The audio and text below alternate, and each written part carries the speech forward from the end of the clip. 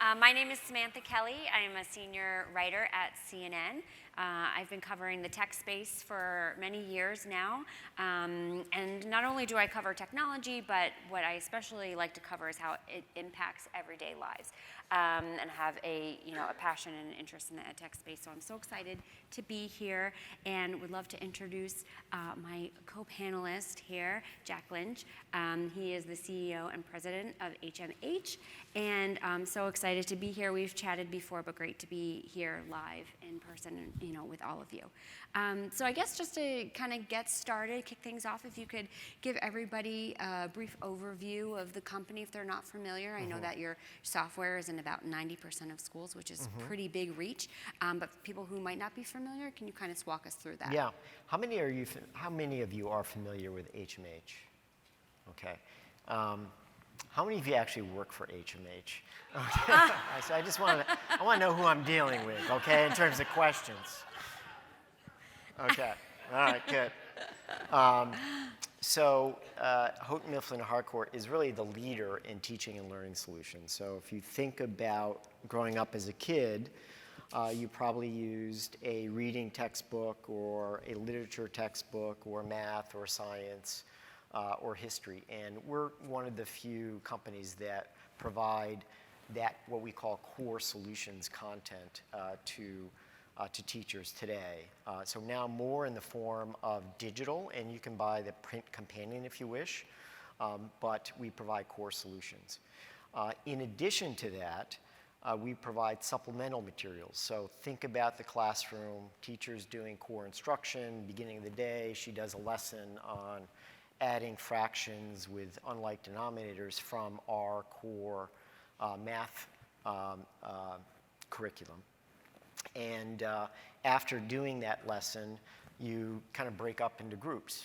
And so some of the kids don't know how to add fractions with unlike denominators because they don't know how to add fractions with common denominators. So they need additional help to kind of catch up. Some of the kids get it, they're on grade level, but they need to practice to build fluency. And then some of the other kids at the other end of the bell curve, if you will, actually not only mastered it, they knew it before the lesson was taught, and they need to be challenged. So that's where supplemental comes in. And then intervention is for those kids that are behind at least a grade level or two, and intensive intervention is for even further behind those kids. And so we provide intervention solutions. And then finally, we provide professional development for teachers.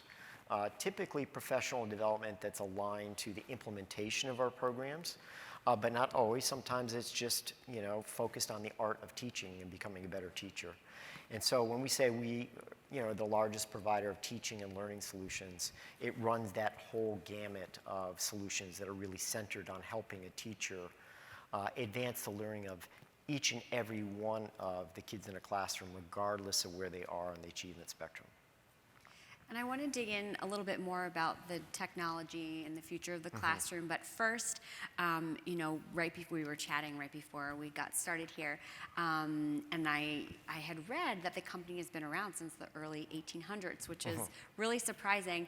And you told me a little origin story that I loved. So I just wanted to know if you could share everybody about the company, how it got started. Yeah, this is our 190th year. And which we're very proud of. We have a very wonderful legacy. Our predecessor company was a trade publishing company. And in Boston, there's actually an old bookstore on the corner of School Street and Washington Street, where we have our origins. And the first authors were Wordsworth and Thoreau and Melville and Hawthorne. So, now iconic authors in American literature. And that was kind of the start of our business. First started as a trade publishing business, and then ultimately we continued on as a trade publishing business, but ultimately got into American literature as a complement and sometimes a substitute for British literature, which was taught in many schools towards the end of the 19th century. So that kind of was our foray into K-12 education. And the bookstore is now at Chipotle, right? Yes, I missed that. Yes, thank you. Yeah. Yes, It's an and important part of the yes, story. I forgot to mention the most important part, and it is now you can get a burrito at where we started our company. So it's been fascinating to watch the edtech space grow, obviously over the years, but especially in the last 2 years, it feels like almost a decade's amount of innovation has been squeezed into such a tiny package of time. I guess kind of walk us through that. Where would you say the space was with the technology in the classroom before the pandemic?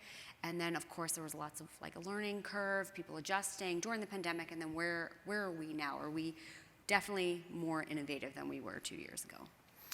Yeah, it's a great question, and I think all of you have witnessed this in one degree or another in your life. And in education, it's been pretty dramatic because in March of 2020, we did kind of a lift and shift. All teachers and all students went from learning in a classroom to learning at home or teaching at home. And that was seismic in education. And the reason why is that teachers, to a large degree are not, early adopters of technology. So they have familiarity with technology, but they had to become very proficient in the use of technology because they had to do virtual classrooms, and they had to use Zoom, and they had to use our platform to assign work. They had to assess the kids with digital assessments, and they had to read the results from that and then figure out what they were going to teach the next day. So that for a teacher was pretty dramatic. The other thing that was dramatic and humbling was that when that happened, about 12 million students in high-need areas went home without access to a computer, much less the internet. And so school districts around the country responded very quickly to outfit students with a Chromebook or an iPad. And then in many cases, major cities would put hotspots throughout the entire city so students who had access to the internet if they didn't have access at home. And that way they could connect virtually to their class. And without that connection, you can imagine it being very isolating.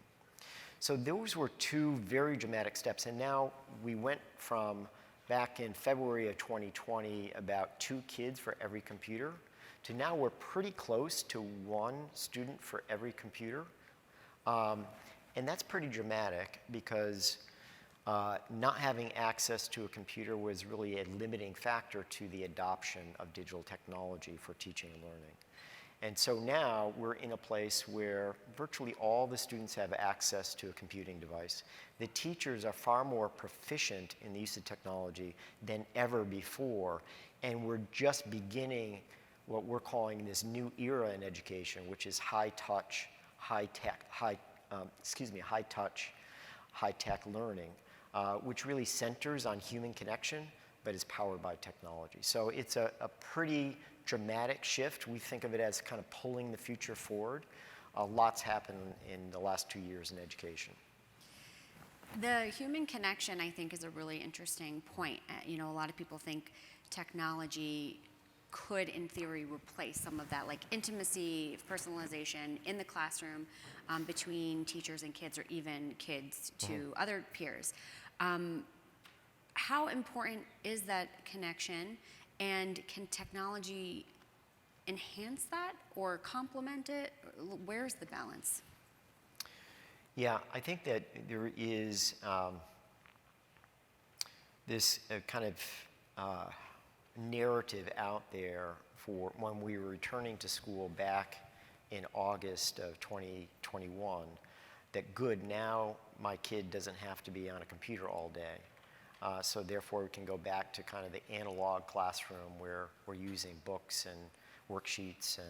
And so there was this kind of binary, in my view, false choice between technology and no technology. And the reaction to that was really profound because think about, and for those of you who have children, you witnessed this firsthand. Kids will sit an entire day in remote learning behind a screen. And that's not good. And I need not tell you it's not good because you crave connection with peers. It's isolating. It created a lot of what people call learning loss. At HMH, we call it interrupted learning. 5 months behind entering this school year in math and 4 months behind, on average, in reading. And so it really, I think, underscored the need for this blend of technology and the social emotional learning aspects of the traditional classroom. I mean, the one of the virtues of the traditional classroom that has stood the test of time is that you can have a whole class discussion with a teacher and your peers. You can pair up with another student and work on a problem. You can work with a group of kids on building a volcano. And so a lot of the learning that takes place in a classroom is from other kids or from a teacher, but it is learned socially. And you have a lot of social emotional cues in learning in a classroom that is very, very difficult to replicate if you're sitting behind a computer all day. But the antidote to that isn't, okay, let's take all the computers away. It's how do you infuse that classroom where you have the traditional virtues of social emotional learning with technology that helps the teacher personalize instruction and advance the learning of each and every student, regardless of where they are on that bell curve. The thing about being 2 years after the beginning of the pandemic is that we are 1-to-1 with kids, the ratio of kids to computing devices. But we're still 25-to-1 with the ratio between kids and a teacher. And so a teacher still has to struggle with, how do I meet the needs of Mary or Bethany or Bill, who are a little bit behind, or Jeremy, who's a lot behind. And that's a difficult thing for a teacher to do at scale. So our view is that let's reject this false choice. It's either analog, traditional classroom, or it's technology. How do we blend those two elements together gracefully so that a teacher can extend themselves using technology and help meet the needs of each and every student, but at the same time take advantage of the traditional classroom? And so that's when we say reject the false choice. These two concepts are mutually reinforcing. So I'm not an educator, but I consider myself a very good multitasker. But I do think that the challenge, I'm just imagining, the difficulty it must be for teachers to, long gone are the days of our teachers just speaking to a classroom and it's sort of a one-size-fits-all experience. But if you are a teacher sort of migrating across the room and trying to meet certain needs of the students, I would think that that is a big challenge. Mm-hmm. So what are some things that teachers can do to either balance that focus or make sure that everybody is getting the assistance they need? Yeah, I'll give you one example of a product that we have in our portfolio right now that I think is illustrative of what teachers can do now and into the future.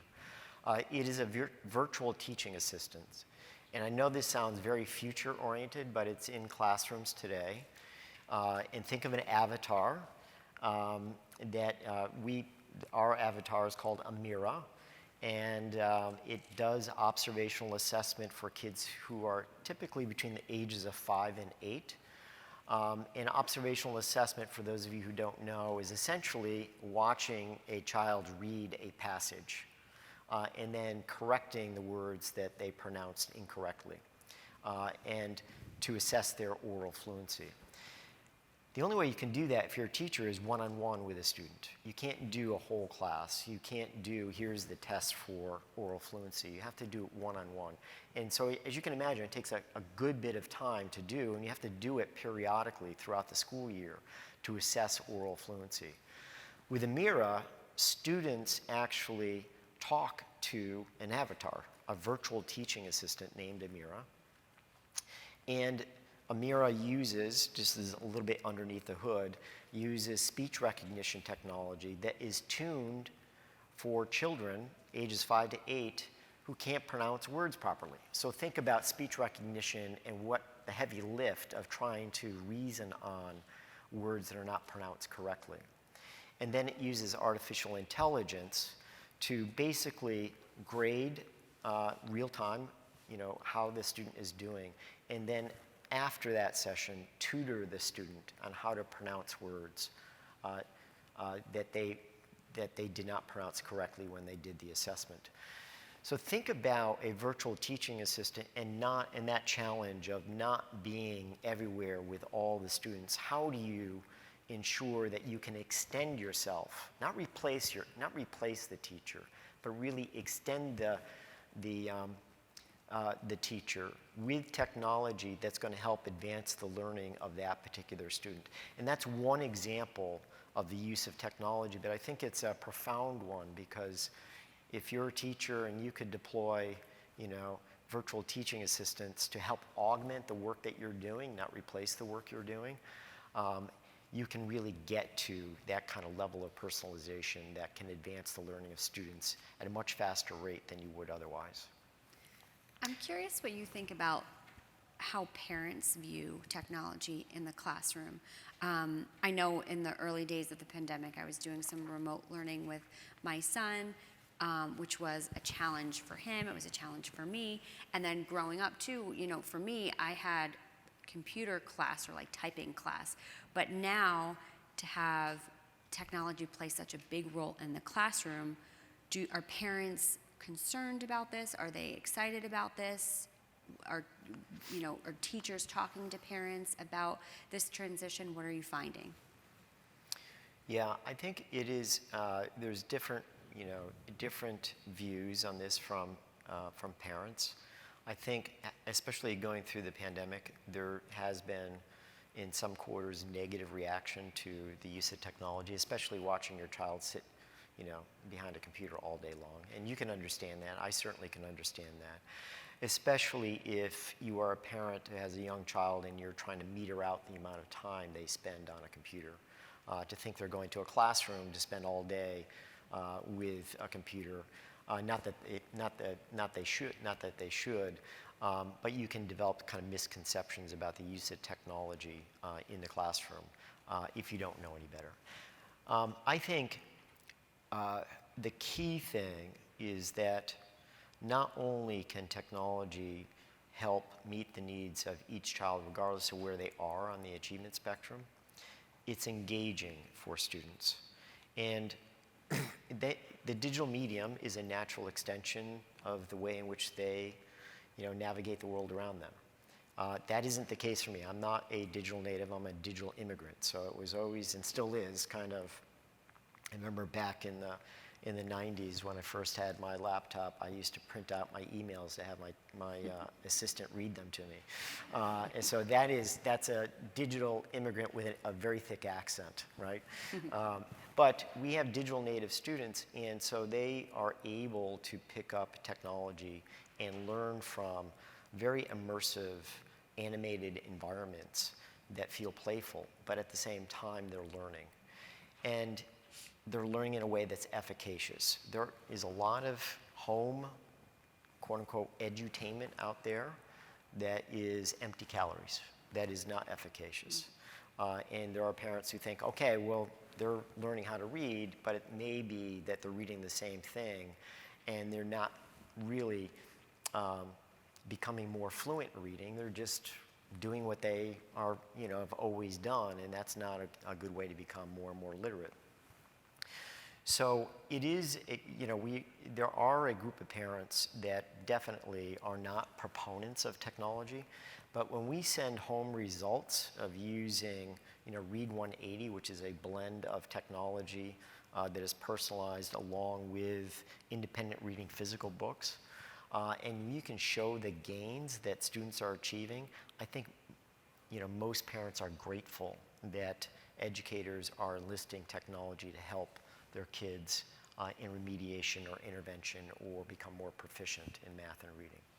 So how do you then balance it in the classroom? If you have a student who is, going through some of these programs and they are scoring, on certain levels, but perhaps that might not be where they excel the most. You might have somebody who's better at group projects or, other areas. So where does a teacher sort of find the happy medium to make sure that they're evaluating the full student, and not just relying on technology to give them an assessment? Yeah, I think, a big part of this is kind of the superpower of the teacher. It's their ability to observe a student who's in their class who was just bullied in the hallway, or it's the middle of the winter and they need a coat, or the child is hungry because they haven't had breakfast. That's one of the things a teacher does incredibly well that technology can't do. A human being needs to make that assessment. And so when you think about holistically how is the child developing, not only from a content perspective academically, but socially and emotionally, there are tools that a teacher can avail themselves to, for example, evaluate social emotional learning. CASEL is one of the big standards for social emotional learning, and there's rubrics that you can use, a teacher can use to observe their students. But it really comes down, I think, ultimately to what the the teacher observes that student needs at any given moment in time. Okay. I guess now let's shift a little bit and talk about the biggest trends that you're seeing in the tech in the classroom space. What, not necessarily, a few years down the line, but even in the next year or two, what are some of the things that you're seeing bubbling up? Yeah, I think that right now we are in kind of coping mode in classrooms across the United States because of the degree of interrupted learning that took place and all students having some need for some remediation or intervention. And so you have that fact. Then you have, on top of that, an acute teacher shortage. About 400,000 open vacancies right now. And you've seen certain states, I forget, what's New Mexico, that's enlisted the National Guard to come in to help with teaching. So one of the things we're seeing across the country right now is the use of tutors and kind of, companies that are using kind of a hybrid digital human solution for tutoring to help with kids who have experienced significant learning loss and need assistance in tutoring. So that's early days. We're starting to see more and more school districts use that. We do not necessarily subscribe to that theory. We think that because it's early days, there's a lot of potential problems with that model, but we can see the opportunity for tutors to augment, or we used to call them teaching assistants, to augment teachers, especially when there's acute shortage of teachers. So I think right now we're seeing, remedies being put in place that are relatively new, just because the problems that teachers are beset with, or school districts are beset with. And then also we have, significant federal funding that has come in as a result of interrupted learning and the pandemic. We have about $200 billion, the largest of which comes from the American Recovery Act last March under the Biden administration. And that is fueling some of these kind of new remedies to help kids with significant learning loss.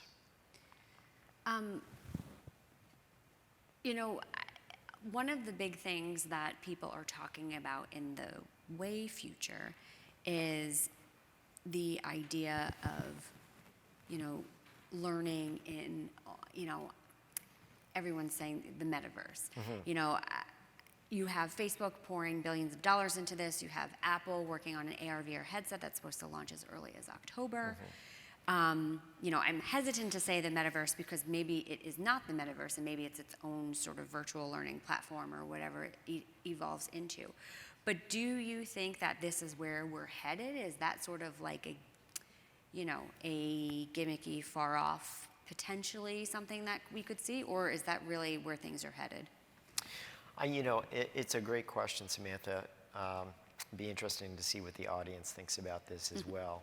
My view is that it will be a play in the playbook. It won't be where education will end up, and we can kind of see just spending 2 years with some version of remote learning and hybrid learning that I think educators and parents alike will rue the day that most kids spend the entire day with goggles on, right? And so I think that, but I don't want to trivialize it, because I think being transported into an immersive environment is an important opportunity to learn. We have historically done both augmented reality and virtual reality in partnership with Google. We've done field trips. And being able to be transported to Cairo, Egypt, to go visit the pyramids and have a very immersive experience is hard to do without getting on a plane and flying to Cairo, Egypt. But it's much easier to do with virtual reality. So I do think it will play increasingly an important role in the future, not only in field trips and exploration, but also in learning, in just sensing and polling what students know, allowing multiplayer, if you will, kinds of environments for kids to learn from one another. So I think that there is pretty fertile ground for innovation in the metaverse. That's great. It'll be interesting to see how it plays out for sure. We have a question, and then also just want to encourage anybody who has questions to submit them through the app. So good question. How do we teach teachers this new technology? I think the good news is that technology kind of writ large, in March of 2020, teachers were kind of thrown in the deep end, and they had to figure out a way to get onto Zoom and conduct a class and give kids homework assignments. And so they're pretty proficient right now. And so it's really, how do we teach teachers when it comes to how to implement a program that's utilizing software? And one of the things that we have done differently over the last 2 years, when we all went home, we couldn't provide professional development face-to-face. So you can imagine that in February of 2020, we would send consultants or coaches out to school districts to do professional development seminars. And the way to think about that is a bunch of teachers pouring into auditorium for 6 hours, kind of doing what we call a sit and get. You teach teachers how to use a particular program or conduct a whole class discussion around a particular learning objective. And in March, we couldn't do that any longer. So we moved to virtual delivery of professional development. Now, the good news is, once we did that, actually teachers preferred it versus the auditorium experience. So much so that our net promoter scores went up. And then we said, well, maybe we don't need to do it one day. Maybe we can do a kind of time-released version of professional development, where teachers can really have greater agency over when they get their professional development. And that's the direction we moved into, to the point where when we all came back to school in August of 2021, we still delivered 90% or more of our professional development virtually. That's great. So that is, when we think about using any of our programs, especially technology-intensive programs, there are multiple opportunities throughout the year to interact with a coach and raise your hand and say, I need some assistance, and we will be there to help the teacher become proficient in the use of our programs. Another question just came in. How do you envision technology driving interaction around a shared learning experience? Yeah, I think if I understand the question correctly, does the person who asked it mind tell me a little bit more about what you mean by shared learning experience? Yeah? I guess because once we're in the classroom and teachers don't want to just assign and walk away,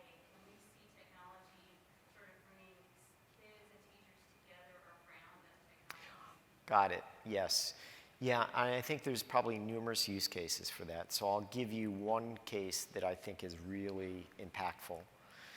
You know, when you are a student, regardless of what age you are, you know when you were in class, there were those kids, and when a teacher asked a question, their hands went right up. I was not one of those kids, by the way. And then there were a lot of those kids who very tentatively raised their hand because they thought they knew the answer to the question, or they were shy and they didn't want to draw attention to themselves. The same is true in terms of your social emotional well-being, right? You don't, if somebody said, hey, how's everybody feeling? You don't want to say, hey, listen, I'm sad, my grandmother just passed away, right? However, if you have a device and you had, you know, different little facial expressions, you could pick the sad face, right? And then your teacher would know that you're not having a great day. So that's a great example of a digital environment really augmenting the social emotional experience in a group setting. So the teacher can see a dashboard of all of her kids and see how they're doing emotionally that day. The same is true for any of the content. I just went through a lesson, which, you know, I'm going to give you a question. Go ahead and, you know, type in the right answer. It's like a poll. And if 90% of the kids got it wrong, then you might want to think about reteaching that lesson maybe a different way, right? So that's a real-time example of using technology to augment, you know, the traditional classroom. Field another question here. There was a great need for digital fluency, but there now seems to be some reversal around a tolerance for digital. Mm-hmm. How do we move forward to embrace a balance? Yeah, I do. I clearly see this, you know, at the cocktail parties. Not that I go to a lot of cocktail parties, but folks, you know, I talk to a lot of folks who are kind of recovering from 2 years of their kids being home in front of a computer and saying, thank God, you know, they think of me as the textbook company guy, right? And say, thank God my kids are going to start using your books again, right? And clearly that is a sentiment. And then there is the other sentiment that I see at the cocktail party, and many of you probably see it as well, is why don't we just get to Peloton for education, right? Why don't kids sit in front of a computer all day long and have the master teacher teach them lessons, and then they can monitor how they're doing against all their competitor cohorts, right? It's kind of, you know, it's kind of two ends of that spectrum. And so this whole thing about how do we blend the best of technology with the best of the traditional social experience of a classroom is going to be, it's not going to happen overnight. There's going to be a lot of awkward moments, and teachers and students and parents are going to have to perform a lot of unnatural acts until it feels intuitive and far more graceful to have the interplay of technology and the social experience. And until then, I think we're going to have these opposing narratives of technology is the way to go, or no technology is the way to go. Take another question. These are great questions. Education is famously slow to adopt innovation. How do we speed that up? And how do we make sure that those innovations are not simply limited to wealthy schools? Yeah, I think one thing that I mentioned earlier that really sped up the adoption of technology was unhappily when 12 million kids went home without access to technology. And so that was something the entire education community got together and said, okay, technology is no longer a nice to have, it's a must have. And there's no better example of how isolating it is than to have no connection to your teacher who's teaching a virtual class because you don't have technology. So we did invest a lot in technology, and we're seeing more investments in bandwidth. So that is picking up. But I think, again, where we are, we still have teachers who have 25 kids in their class. So how they navigate the technology in order to advance the learning of all their students, that's kind of the next frontier. Now that the infrastructure is largely in place, it's how do you use all this content and software applications in a way that really helps the teacher save time, monitor student progress, and ultimately helps personalize learning. Great. What role do you think technology should or will play in the academic recovery post-pandemic? It's another question from the audience. I'm sorry, Samantha, one supplement to the last question, which you asked, is it rich districts versus poor districts?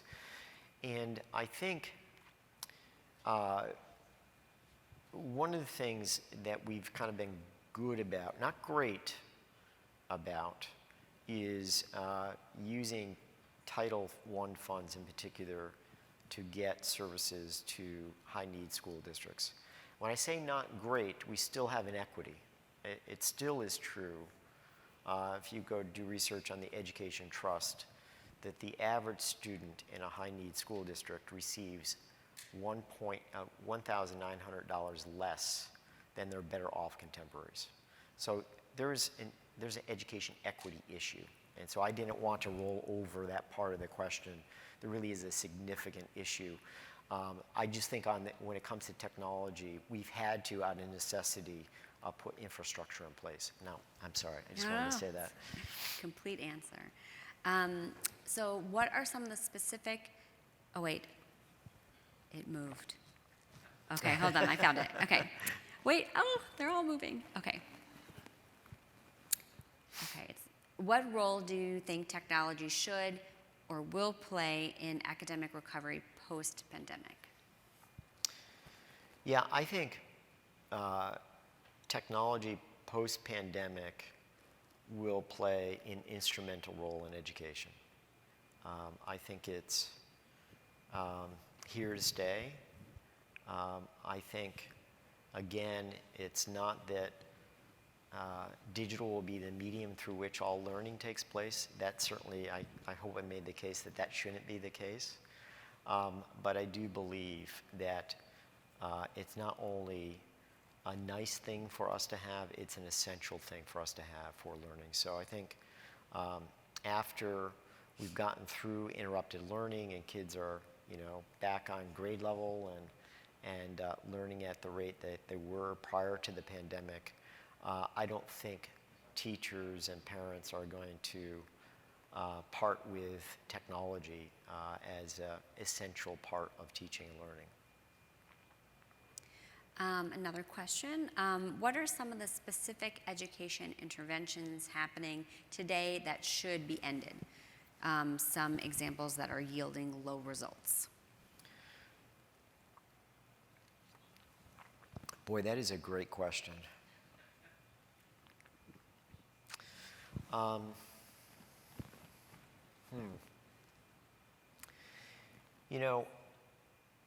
I will say, I'll give you a couple of examples of low result uses of technology. Not necessarily for intervention, but just uses of technology. Prior to the pandemic, prior to having kids kind of outfitted with their Chromebook or iPad, we used to have computer carts come into the class. And for you teachers who are here right now, you know that usually yielded the excitement of, oh boy, it's computer time. And what teachers would do is have kids use various applications and do kind of computer things that were kind of exciting and interesting for an hour, and then it was done. I think that's kind of what I said earlier. I think that's empty calories.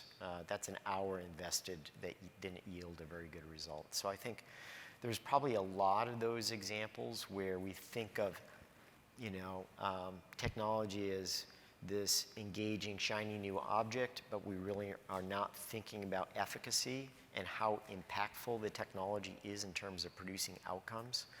And so that's one of the things at HMH we pride ourselves in is our research, very extensive research to ensure that when we put a solution in front of a teacher or a student, it's researched and it's known to work and it's efficacious. And clearly many of our competitors do the very same thing, but some of them don't. And so I think that there are those opportunities where programs get into the classroom that are not properly vetted. Another question. These are great. What challenges do you see with the future of tech in the classroom, and what excites you? I know you touched on this a little bit. Maybe you can expand a little bit about, looking forward, what's exciting out there. I think the biggest challenge that our product developers are facing is, we call it a problem space, is teachers that increasingly are going to digital solutions for teaching and learning are finding that there is a plethora of teaching and learning solutions, of what I would call point solutions. And they don't talk to one another. And as a result, teachers have to almost perform the role of a human API. They're putting data into a point solution for math practice, and they're taking it out and putting it into a solution for math core curriculum. It's exhausting for teachers. There's a lot of plate spinning involved. And so I think one of the problem spaces that we are almost fixated on is how can we make that experience far easier in terms of ease of use for a teacher. So there isn't as much heavy lifting going from one application to another app, the myriad of various applications. But you can go to a platform where you can find what you need to advance the learning of each and every student, rather than I need to go for this solution for that particular group of students. And so that's our focus is, we call it digital first connected. The connected part of digital first is how do we connect these various applications in a seamless way and underpin it with a computer adaptive assessment so a teacher can look at one dashboard for all of her students and see how they're performing in the classroom. And so we're very focused on solving that problem, and I think that's one of the biggest challenges teachers are going to face in this kind of segueing period, moving from the pandemic to really building great at scale use of technology for teaching and learning. I think that's one of the gating factors to doing it successfully. Great. Another question. What role should higher education and teacher preparation training programs have in developing teachers who are prepared to use technology in learning? That's another great question. How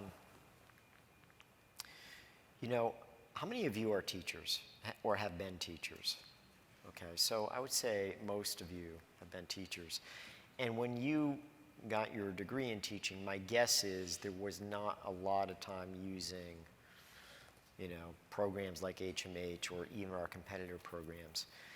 And I think that what I would encourage schools of education to do is to really help integrate technology into the program designed to help teachers or students become teachers.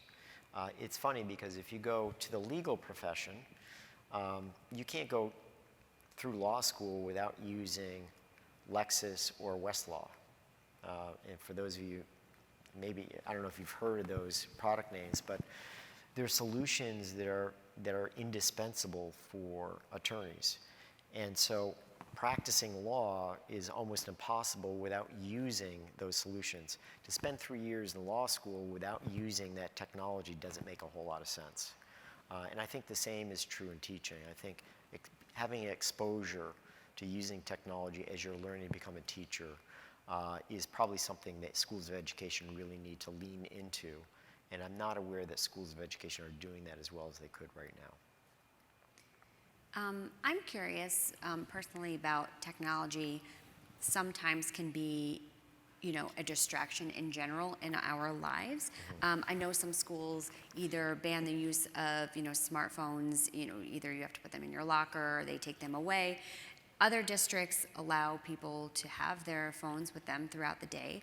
And, even on, Chromebooks, if you're logging on, I know some schools, they ban, Snapchat, Instagram, some of the major, social media platforms. But then I also know that some students are circumventing some of this more lesser known sites to parents and educators like Discord, Telegram, there's like a bunch of them, but are very popular among young users. They're getting on and, you know, they're doing it during school time, you know, when they're supposed to be doing their work. How in the world is a teacher supposed to manage that when they are focused on, you know, doing so many things and catering to so many, you know, kids at the same time? It's really tough. It's funny you mentioned Discord. I was listening to a podcast from the CEO of Discord, and for those of you who haven't used Discord, it is kind of the social. Think of it as Slack meets a multiplayer game, and it's incredibly successful. And if you're doing video games, you're probably using Discord. And so, yeah, it's difficult. You know, you have these rogue students who have these temptations. They have a computer and they know how to use it incredibly well for many things in addition to learning. I'm not going to mention the company's name because they compete with us, but there is a company right now that actually helps teachers thwart those efforts to go off into play games or do other things other than learning. And they synchronize the screens that each and every student is viewing at that moment in time. Now, that doesn't help when you're doing independent study, but if you're doing whole class discussion, there is software that will help ensure that the screen that is being viewed is the screen the teacher wants the student to view. And we're looking into incorporating those kinds of technologies into our platform as well. But that's one of those collateral issues as you move to digital, which is a medium that all students are very comfortable with. How do you ensure that it's being used for learning? It is a pretty significant challenge. Yeah. Another question. How concerned are you about developing a stable pipeline of ed tech professionals? Are you preparing to recruit and groom the talent you'll need for the future?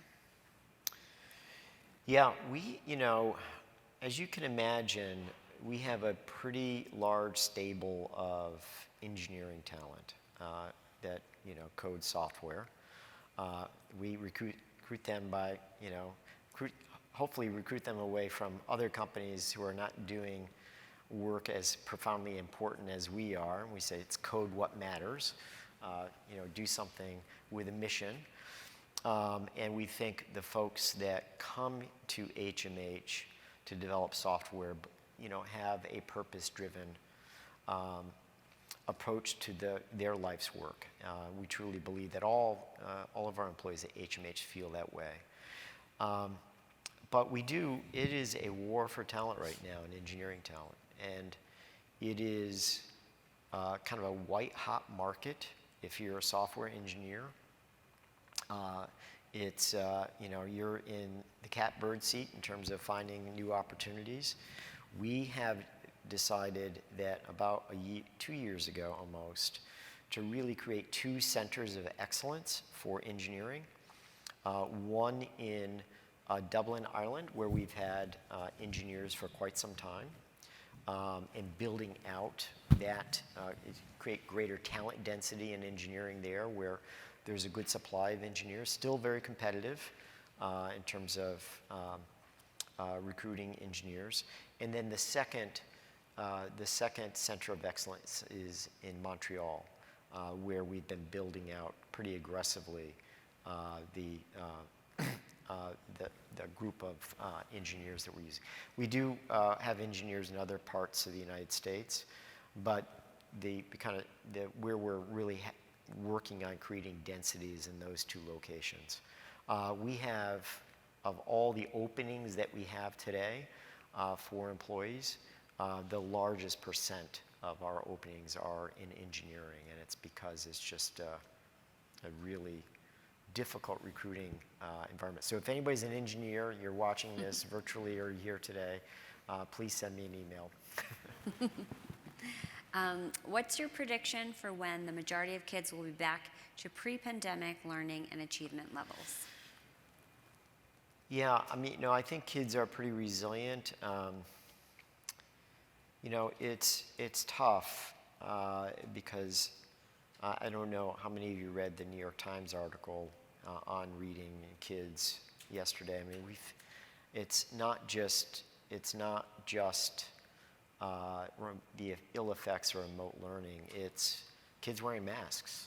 Young kids and trying to understand how to sound out a word. And so I think, as resilient as kids are, I think this isn't something that we're going to snap back to, by the end of this year, let's say. I think it's probably going to take at least 18 months to 24 months to get back to where we were prior to the pandemic. That's a guess. I'm not citing any research. That's just my own personal guess. So then do you think that because, schools have poured so much, resources into support, digital and, tech learning in the classroom or even during remote time as well, do you think that this sort of hybrid model is here to stay, that tech in the classroom, to complement in person, is that sort of where we are right now? Is it only going to continue? It feels to me like we took a big jump, like almost a revolutionary jump in the past few years, and now I would suspect it would be more of like an evolutionary, progression from here. Is that, does that make sense? Yeah, it's a good question. I clearly think that technology is here to stay. It's funny. I think of technology as essential as when I was in school, the number 2 pencil and paper, the ruled paper, right? I mean, I think it's become that essential, so I don't think it will exit at any point in time. I do think, to your question earlier, Samantha, I think you'll see it in many different forms. I think the metaverse and what we can do with augmented and virtual reality is pretty interesting. So it will show up in different ways, but clearly we'll be using technology just because the benefits are so extraordinary in teaching and learning from forever. I'm curious too about students. Do you think they have a preference? Are they like super excited that now that they get to be on, doing different things on the computer in addition to, more of a traditional way? Or is this something that is exciting to them? It is. I mean, it's interesting. We have a school in Colorado where they use Waggle, which is a supplemental AI-driven math and reading practice program for grades K through 8. And you'll see kids in hallways in this particular school high-fiving one another. And they talked about playing on Waggle. Well, actually, they're doing math practice, right? And they're building fluency in a way that is personalized for them based on what they're ready to learn, which is different from their friend who may be ahead or may be behind on that learning progression. And so I think if you do it right, it feels like you're learning and you're having a lot of fun doing it. And so, I think that when it comes to highly immersive, animated digital experiences that are in fact efficacious, it's a win-win. The research behind it's going to show it's going to work, you produce the outcome you want as a teacher, and then you're engaging students in a medium that they feel very comfortable with, and they want to get to the next level, right? They want to level up because they're very familiar with the games that they play that are not learning games, or learning games but not with the kind of efficaciousness of a program like Waggle. Do their assessments follow them year to year? Like if you're in 2nd grade, would a 3rd grade teacher have access to where they were the year before? Yeah, I mean, there are, we call it longitudinal data, but if you look at the end of the year, the kind of exit exam, every state has their, call it a high stakes summative test, and that is used by the teacher at the next grade. So if you did a summative test in 3rd grade, the 4th grade teacher will review that longitudinal data. That's great. And then I know, of course, we touched on personalization as well.